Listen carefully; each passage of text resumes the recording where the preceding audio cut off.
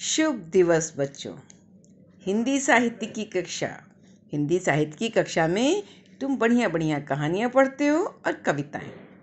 आज इसी श्रृंखला में तुम पढ़ोगे एक हास्य कथा समझे ना, जिसमें हंसी आएगी, आनंद आएगा।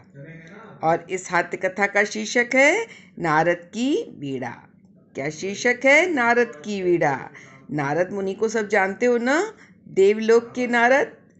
उन्हीं की वीणा को लेकर एक कथा है। क्या है इस कथा में, आओ देखें। पाठ परिचय। यह अध्याय एक हास्य कथा है। इसमें नारद जी की वाराणसी का भ्रमण करने जाते हैं। नारद जी कहाँ घूमने जाते हैं? बनारस। और उनकी वीणा लाला जी के सुपुत्र को पसंद आ जाती है।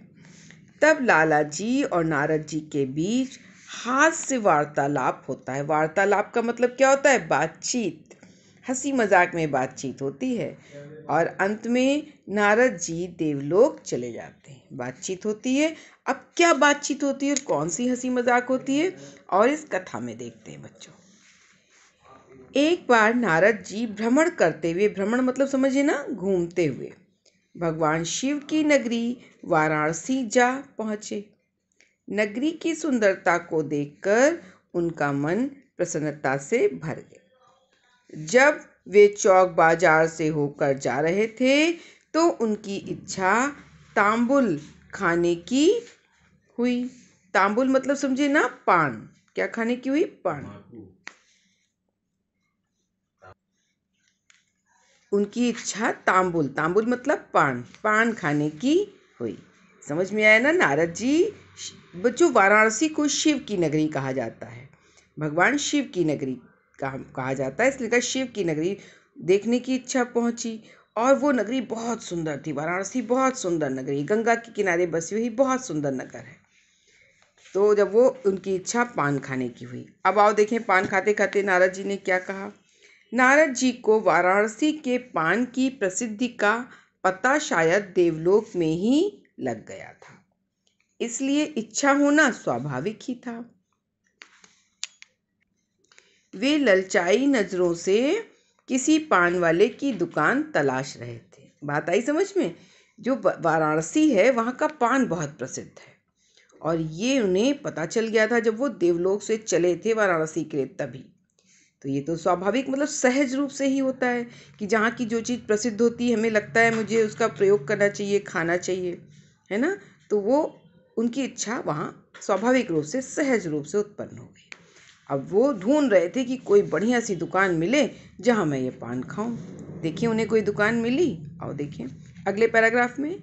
तभी एक लड़के ने आकर एक दुकान पर बैठे हुए मोटे लाला जी की ओर संकेत करते हुए नारद जी से कहा, आपको बाबूजी बुला रहे हैं। एक लड़के ने आकर नारद जी से कहा कि आपको बाबूजी बुला रहे हैं। एक दुकान पर बैठे हुए मोटे लाला जी बैठे थे। दुकान पर एक मोटे लाला जी, उनकी ओर संकेत करते हुए लड़के ने कहा नारद जी से, आपको वो मतलब बाबूजी की ओर, उस लाला जी की ओर बुला रहे हैं। लाला जी को उसने क्या कहा? बाबूजी। आपको बाबूजी बुला रहे हैं। नारद जी ने मन ही मन सोचा, लो अच्छा हुआ, बाबूजी अतिथि सत्कार के रूप में कम से कम पान तो खिलाएंगे ही। अब देखो नारद की अच्छी सी दुकान ढूंढ रहे थे कि उन्हें समझ में नहीं आ रहा था वो कहाँ खाएं। तब तक उन्हें जब बाबूजी ने बुलाया तो उनके दिमाग में बात आई कि चलो बहुत अच्छी बात है, इन्होंने मुझे बुलाया। अब ये मेरी अतिथि सत्कार मतलब मेहमान का आवभगत। सत्कार का मतलब होता है आवभगत, मतलब आतिथ्य आवभगत। समझ रहे हो ना कि जब कोई अतिथि आता है चाय पानी नाश्ता से स्वागत किया जाता है उसका, वही सत्कार। तो ये सत्कार करेंगे तो यहाँ की परंपरा के अनुसार वो पान खिलाएंगे ही। तो मेरी समस्या समाप्त हो गई कि हम किस दुकान का पान खाएं, और फ्री में पान खाने को मिल जाएगा। नारद जी को मन ये सोचकर बहुत सुकून हुआ। जैसे ही नारद जी दुकान की पर जा पहुँचे, वहाँ बैठा हुआ लाला बोला, बाबा राधे श्याम। नारद जी ने सोचा शायद किसी राधे श्याम के चक्कर में मुझे बुला लिया, अतः वे उससे बोले, भैया मेरा नाम राधेश्याम नहीं है, मैं तो नारद हूँ। यह सुनकर लाला मुस्कुराकर बोला, आप नारद हो या कोई और, मुझे इससे कोई मतलब नहीं। हाँ, आप इस वीणा को मुझे बेच दो। मेरा लाडला, लाडला मतलब प्यारा दुलारा, समझ गए ना, लाडला मतलब प्रिय, सपूत पुत्र इसके लिए मचलने लगा है। अब समझ में आया लाला जी ने क्यों बुलाया था नारद जी को। नारद जी सोच रहे थे मेरी अवभगत होगी, मुझे पान खाने को मिलेगा। लेकिन जब वो नारद जी जब लाला जी के पास पहुँचे तो लाला ने उन्हें बाबा राधे श्याम कह के संबोधित किया। अब नारद को लगा ये राधे श्याम क्यों कह रहा है, किसी राधे श्याम को बुला रहा होगा, शायद कन्फ्यूज़न में मुझे बुला लिया। तो उसने कहा कि मैं राधे श्याम नहीं हूँ। नारद जी ने कहा मैं तो नारद हूँ। अब लाला ने कहा आप नारद हो या राधे श्याम, मुझे इससे कोई मतलब नहीं, मुझे आपकी वीणा चाहिए, आप मुझे अपनी वीणा बेच दो, क्योंकि मेरा प्रिय पुत्र इसको लिए जिद्द कर रहा है। मचलने मतलब जिद्द कर रहा है। जानते हो ना बच्चों की नारद जी वीणा लिए रहते हैं। देखो नारद जी हमेशा वीणा लिए रहते हैं देवलोक से। अक्सर तुमने चित्र वगैरह में इनके कैरेक्टर को देखा होगा, नारद के कैरेक्टर से सब भली प्रकार परिचित हो गए, है ना वही। तो आगे देखिए नारद जी ने क्या अपनी वीणा दी इनको। नारद जी बोले, ना भैया ना, यह वीणा बिकाऊ नहीं है।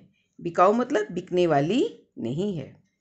अपने लाडले सपूत को कोई दूसरी वीणा दिला दो। उन्होंने कहा ये वीणा तो बिकाऊ नहीं है, कोई भी वीणा खरीद के उसको कहीं से दिला दो।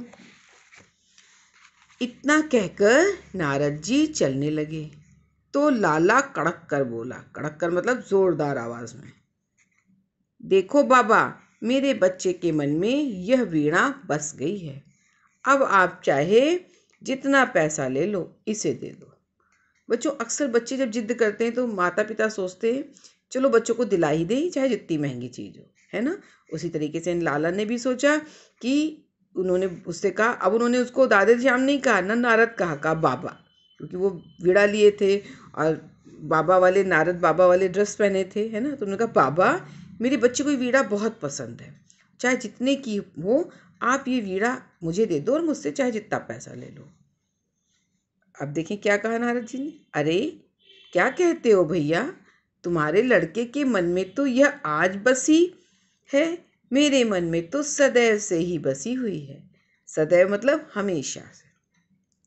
मैं इसे नहीं दूंगा, मुझे रुपए पैसों से कोई मतलब नहीं है, नारद जी ने कहा। अब वो नारद जी की तो वीणा उनको बहुत प्रिय है, नारद जी तो कभी वीणा के बिना ही नहीं रहते। तो उन्होंने कहा यह वीणा तो तुम्हारे बेटे ने आज देखी है, उसके मन में बसी है, पर मेरे लिए तो ये बहुत प्रिय है, मैं हमेशा इसके साथ रहता हूँ, ये हमेशा मेरे मन में रची बसी है, और मुझे पैसों का कोई मोह नहीं है, मैं वीणा नहीं दे सकता। उसने नारद जी को, उसने मतलब लाला जी ने, उसने नारद जी को ऊपर से नीचे तक देखा और बोला, शायद कहीं बाहर से आए हो बाबा। हाँ भैया, मैं देवलोक से आया हूँ, नारद जी ने अत्यंत नम्रतापूर्वक कहा। नम्रता मतलब विनम्रता से, सरलता से।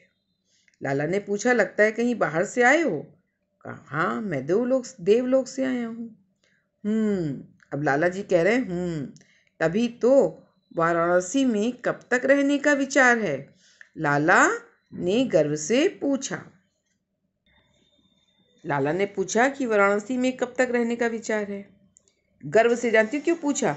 क्योंकि वाराणसी में रहता था वो खुद, और वो बाहर से आए थे, है ना, वो वहाँ का ही नगर, उस ही वाराणसी नगर का वासी था। तो उसे गर्व हो रहा था कि मेरे शहर में ये अतिथि आए हैं, इसीलिए यहाँ कहा गया बेटा गर्व से पूछा। अब आ ही गया हूँ तो 10-5 दिन भगवान शिव की नगरी में विचरण करूँगा ही। विचरण मतलब घूमूंगा। सरल भाव से नारद जी ने कहा, तो मेरी भी सुन लो बाबा, आप इस वीणा को लेकर वाराणसी से वापस नहीं जा सकते। मुझे सेठ पकौड़ी लाल कहते हैं। मेरी सामर्थ्य के बारे में जानना हो तो किसी भी बनारसी से पूछ लेना, लाला बोले। अभी तक लाला उनको प्यार से समझा रहे थे कि पैसे दे दो और वीणा दे, पैसे ले लो और वीणा दे दो, है ना। लेकिन जब नारद जी नहीं माने तो उन्होंने अपना जो है अपनी शक्ति दिखानी शुरू की और उन्होंने कहा जितने दिन घूमना है घूम लो, लेकिन ये वीणा लेकर तुम वाराणसी से, बनारस शहर से वापस नहीं जा सकते। क्यों नहीं जा सकते? क्योंकि मैं इस शहर का बहुत जाना माना व्यक्ति हूँ। मेरा नाम सेठ पकौड़ी लाल है और मैं बहुत शक्तिशाली हूँ। हर बनारसी मेरे बारे में बनारसी क्यों कहा गया? जो बनारस में रहने वाले हैं उन्हें बनारसी कहा जाता है ना, उपाधि मिली है बनारस के लोगों को बनारसी। तो उन्होंने कहा मेरी सामर्थ्य के बारे में जानना हो तो किसी भी बनारसी मतलब किसी भी बनारस में रहने वाले से पूछ लेना। लाला इसीलिए गर्वित हो रहा था क्योंकि लाला बनारस शहर का एक मान्य व्यक्ति था, एक सेठ था, बड़ा सेठ था और उसे सभी वहाँ के लोग जानते थे अच्छे से। देखें, सेठ की बातों से नारद जी घबराए क्या प्रभाव पड़ा नारद जी पर? आओ अगले पैराग्राफ में देखिए। सेठ की बातों को सुनकर नारद जी को मजाक सूझा। वे बोले, हाँ, तुम्हारी शक्ति का अंदाजा तो तुम्हारी मोटी तोंद से ही लग रहा है, किंतु तुम्हारी बुद्धि शायद तोंद से भी ज़्यादा मोटी है, जो अपना नाम पकौड़ी लाल रखवाया। अन्यथा वाराणसी के हिसाब से तो तुम्हारा नाम कचौड़ी लाल होना चाहिए था। अब नारद जी को मजाक सूझ गया। उन्होंने कहा कि इस बात को यहीं पर हल्के फुल्के में टाला जाए। तो उन्होंने मजाक में कहा कि सही बात है, तुम बहुत शक्तिशाली हो, ये तो तुम्हारी मोटी तोंद, मतलब जो बहुत मोटा होता है उसका पेट आगे निकल आता है ना, तो उसको कहा जाता है मोटी तोंद। मोटी तोंद से देख के पता चल रहा है, पर तुमने अपना नाम पकौड़ी लाल क्यों रखा? तुम्हें तो अपना नाम कचौड़ी लाल होना चाहिए, क्योंकि कचौड़ी की तरह वो मोटा था। अब देखो, नारद जी के मुंह से ऐसी बात सुनकर लाला क्रोधित हो गए। लाला मतलब गुस्सा हो गया। जैसे ही वह नारद जी पर झपटा, वे अंतर्ध्यान हो गए। अंतर्ध्यान मतलब गायब हो गए, क्योंकि नारद जी तो देवलोक से आए थे, देवता थे। तो कचौड़ी लाल गुस्सा हो गया पकौड़ी लाल, और जब वो उनको झपटा उनको मारने के लिए, तो वो तुरंत गायब हो गए, अंतर्ध्यान हो गए। लाला का पैर फिसल गया, वह दुकान के नीचे धम्म से जा गिरा। भारी भरकम काया का अर्थ क्या हुआ? शरीर। भारी भरकम शरीर और प्रभु की माया, उसके प्राण भी नारद जी की तलाश में देवलोक को उड़ गए। अब वो जब धम्म से दुकान से गिरा तो भारी भरकम शरीर वाला था, लेकिन और ईश्वर की इच्छा, प्रभु की माया मतलब ईश्वर की जो इच्छा थी कि उसके प्राण वहाँ पर निकल गए, अर्थात उसकी मृत्यु हो गई और वह भी नारद जी के साथ देवलोक को चला गया। ये है कथा।